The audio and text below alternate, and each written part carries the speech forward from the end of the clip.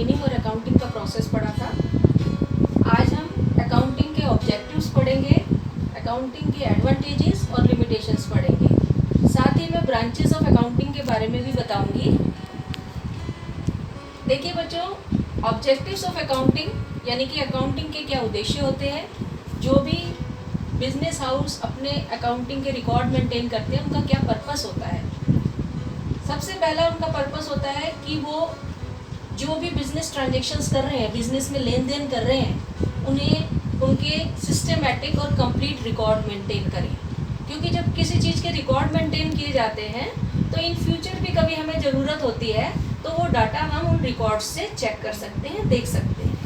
तो इसका पहला ऑब्जेक्टिव हो गया सिस्टमेटिक और कंप्लीट रिकॉर्ड मेंटेन करना बिजनेस ट्रांजेक्शन्स के। इसके बाद दूसरा ऑब्जेक्टिव है प्रॉफिट जो हमने कमाया है उसके बारे में जानकारी प्राप्त करना, या हमें लॉस हुआ है तो कितना लॉस हुआ है। क्योंकि बिजनेस में प्रॉफिट और लॉस दो ही चीज़ें होती हैं। ये ज़रूरी नहीं है कि एक बिज़नेस को हमेशा प्रॉफिट ही होगा, लॉस भी हो सकता है। तो कोई भी बिज़नेस हाउस है ये जानने के लिए कि प्रॉफिट हुआ या लॉस, वो अकाउंटिंग इंफॉर्मेशन के लिए फाइनेंशियल स्टेटमेंट बनाता है। To ascertain financial position of the business की वित्तीय स्थिति कैसी है, फाइनेंशियल पोजीशन कैसी है, उसके लिए अकाउंटिंग रिकॉर्ड मेंटेन किए जाते हैं। और फाइनेंशियल पोजीशन हमें किसी भी बिजनेस हाउस की बैलेंस शीट से पता चलती है। इसके बाद फोर्थ इसका ऑब्जेक्टिव है to provide useful information to various interested parties.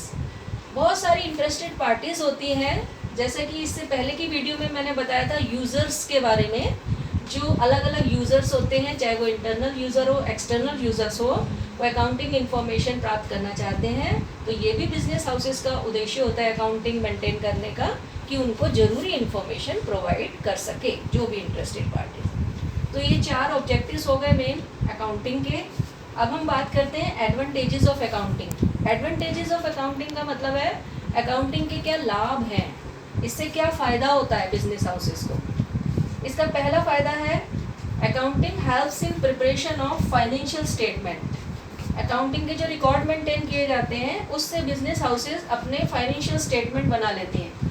Financial statement में दो तरह की स्टेटमेंट आती है, एक तो इनकम स्टेटमेंट और दूसरी पोजीशन स्टेटमेंट। इनकम स्टेटमेंट के अंदर आता है ट्रेडिंग अकाउंट और प्रॉफिट एंड लॉस अकाउंट, जिससे हमें प्रॉफिट और लॉस के बारे में जानकारी मिलती है, और बैलेंस शीट से हमें जानकारी मिलती है जिसे पोजीशन स्टेटमेंट भी कहते हैं, एसेट्स और लायबिलिटीज़ के बारे में, जिसके बारे में मैं आपको अगली वीडियो में बताऊंगी कि एसेट्स और लायबिलिटीज़ क्या होती है।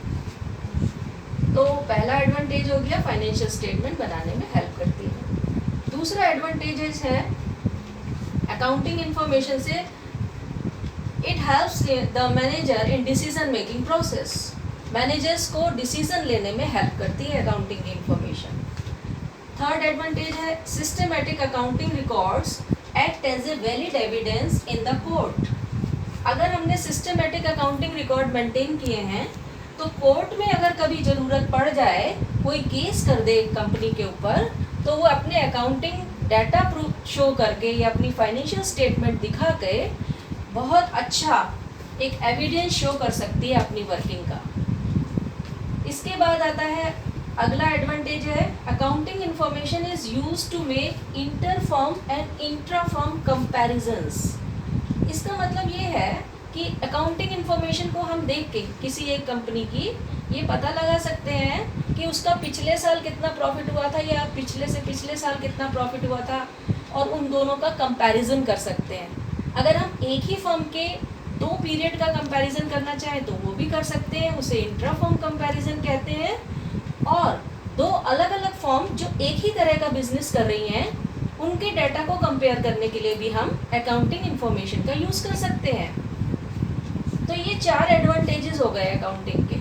इसके अलावा अगर हमें बैंक से लोन लेना है तो भी हमारी अकाउंटिंग इंफॉर्मेशन हमारे लिए बहुत यूज़फुल होती है, क्योंकि कोई भी बैंक लोन देने से पहले सारी अकाउंटिंग इंफॉर्मेशन देखेगा कंपनी की, कि उस कंपनी को प्रॉफिट हो रहा है या नहीं हो रहा है। अच्छा प्रॉफिट अगर कंपनी कमा रही है, प्रोग्रेस कर रही है, तभी बैंक्स और दूसरे फाइनेंशियल इंस्टीट्यूशंस कंपनी को लोन देते हैं, अदरवाइज नहीं देते हैं। अब हम बात करते हैं लिमिटेशंस ऑफ अकाउंटिंग। भाई हमने इसकी इतनी तारीफ कर दी, इतने सारे एडवांटेजेस हैं, तो इसके अंदर कुछ कमियां भी हैं अकाउंटिंग में। पहली बात ये आती है कि हिस्टोरिकल इन नेचर। अकाउंटिंग में जो डाटा होते हैं वो पुराने डाटा होते हैं, पुरानी वैल्यूज़ रिकॉर्ड की जाती हैं, करंट वर्थ रिकॉर्ड नहीं किए जाते, यानी कि जो आज की डेट में वैल्यू है किसी भी चीज़ की वो रिकॉर्ड नहीं होती है।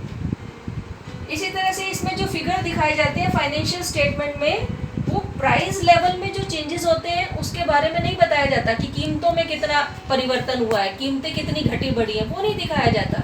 जो पुरानी वैल्यूज़ हैं वही रिकॉर्ड की जाती हैं। इसके अलावा अकाउंटिंग में क्वालिटेटिव एलिमेंट्स को इग्नोर किया जाता है।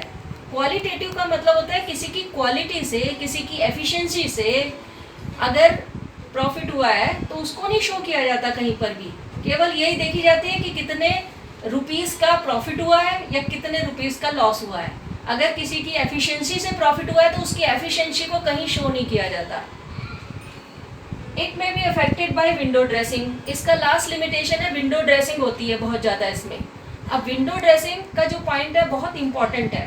विंडो ड्रेसिंग का मतलब होता है कि जो वाइटल फैक्ट्स होते हैं वो छिपाए जाते हैं जब कोई अकाउंटिंग इन्फॉर्मेशन शो की जाती है गवर्नमेंट को या बाहर के इंस्टीट्यूशंस को। जैसे गवर्नमेंट को कोई इन्फॉर्मेशन दी जा रही है तो उसमें कुछ ट्रू एंड फेयर फैक्ट्स को छुपाया जाता है ताकि उन्हें कम टैक्स देना पड़े, या बैंकों को ज़्यादा प्रॉफिट शो करके अकाउंटिंग इन्फॉर्मेशन दिखाई जाती है ताकि बैंक उससे अफेक्टेड हो जाए, उसको उसके बेस पर लोन दे दें। तो ये एक बहुत बड़ी लिमिटेशंस हैं। ऐसा सब कंपनियां नहीं करती, लेकिन कुछ कंपनियां करती हैं। तो ये अकाउंटिंग में ही हेर फेर करके जो कंपनियां हैं वो अपनी जो फाइनेंशियल पोजीशन है उसे अच्छा भी दिखा सकती हैं। तो ये इसकी लिमिटेशंस है। एक बार मैं दोबारा बता देती हूँ। अकाउंटिंग में जो इन्फॉर्मेशन होती है वो हिस्टोरिकल नेचर की होती है। दूसरा, कीमतों में जो परिवर्तन होता है, प्राइस लेवल चेंजेस होते हैं, उनको कहीं शो नहीं किया जाता। तीसरा, जो क्वालिटेटिव एलिमेंट है उनको कहीं शो नहीं किया जाता, किसी की कोई क्वालिटी का जिक्र नहीं होता है। इसके बाद फोर्थ है विंडो ड्रेसिंग बहुत होती है, वाइटल फैक्ट्स को छुपाया जाता है, गलत तथ्यों को पेश किया जा सकता है इसमें। Thank you.